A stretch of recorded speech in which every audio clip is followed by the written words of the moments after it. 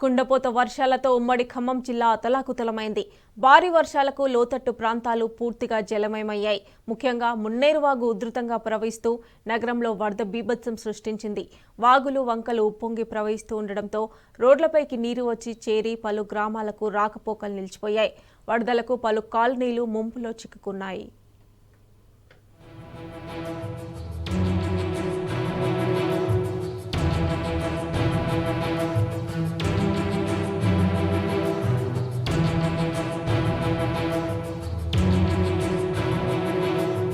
ఉమ్మడి ఖమ్మం జిల్లాలో కురిసిన భీకర వర్షం జలప్రాయాన్ని తలపించింది.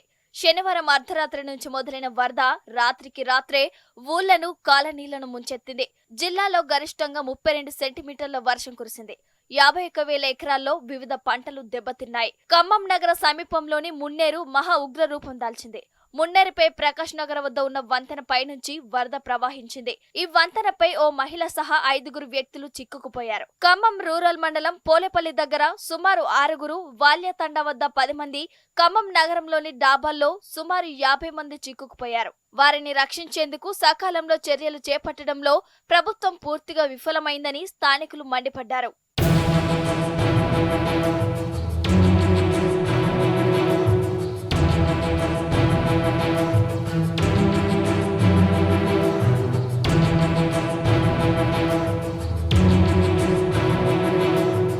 వరద ఉధృతి కారణంగా ఖమ్మంలో కరుణగిరి వద్ద మున్నేరు వంతెన కంపించింది. ఖమ్మం నగర సహా జిల్లాలో జల దిగ్బంధంలో చిక్కుకున్న చాలా మందిని ఎన్డీఆర్ఎఫ్ బృందాలు సురక్షిత ప్రాంతాలకు తరలించాయి. మున్నేరు పరివాహక ప్రాంతాలన్నింటినీ వరద ముంచెత్తింది. పలు కాలనీల్లో అనేక ఇండ్లు మునిగిపోయాయి. బాధితులు డాబాలపైకి ఎక్కి హాహాకారాలు చేశారు. కొన్ని చోట్ల వాహనాలు కూడా పూర్తిగా నీట మునిగాయి. గోళ్లపాడు కాలువలోకి వర్షపు నీరు చేరడంతో మురుగు పోటెత్తింది. అదంతా స్థానిక ఇళ్లలోకి చేరింది. ఇంకొందరు కట్టుబట్టలతో ఇళ్లను వదిలి రోడ్లపైకి వచ్చారు. ఖమ్మం రూరల్ మండలం పెద్దతండ పంచాయతీలోని అనేక కాలనీలు వరద నీటిలో చిక్కుకుపోయాయి.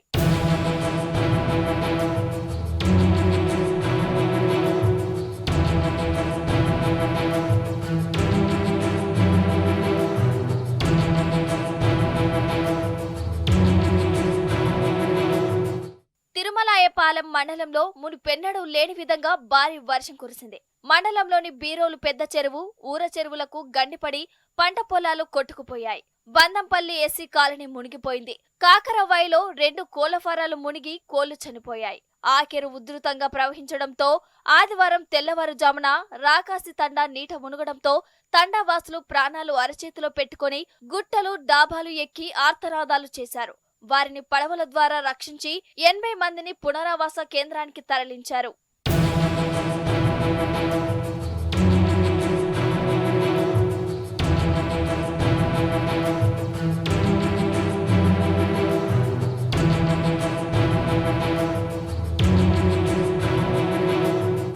పాలేరు రిజర్వాయర్ వరద పోటెత్తడంతో రాత్రికి రాత్రే ఒక్కసారిగా ఉగ్రరూపం దాల్చింది. పాలేరు పూర్తిస్థాయి నీటి మట్టం 23 అడుగులు కాగా 28 అడుగులకు పైగా నీరు వచ్చి చేరింది. సమీపంలోని ప్రజలు కట్టుబట్టలతో ఇండ్లు వదిలి వెళ్లారు. నాయకన్ గూడెంలో గుడి సమీపంలో ఇటుకలు తయారు చేస్తున్న కుటుంబం వరదలో చిక్కుకుంది. వారిలో ఒకరిని ఎన్డీఆర్ఎఫ్ అధికారులు కాపాడారు. మరో 2 కొట్టుకొని పోగా వారి ఆచూకీ లభ్యం కాలేదు. పెట్రోల్ బంకులో చిక్కుకున్న వ్యక్తి మత్స్యకారులు అధికారులు కాపాడారు. నాయకన్ గూడెం వద్ద పాలేరు వరద పోటెత్తి ఓ ఇంటిని చుట్టుముట్టడంతో యూకుబ్, సైదాబీ దంపతులు, వారి కుమారుడు షరీఫ్ వెంటనే ఇంటిపైకి ఎక్కి హాహాకారాలు చేశారు. కొంతసేపటికి వరద పెరిగి ఇల్లు కూలడంతో కొట్టుకుపోయారు. వారిలో షరీఫ్ ప్రాణాలతో బయటపడగా సైదాబీ, యాకూబ్ ఆచూకీ లభించలేదు.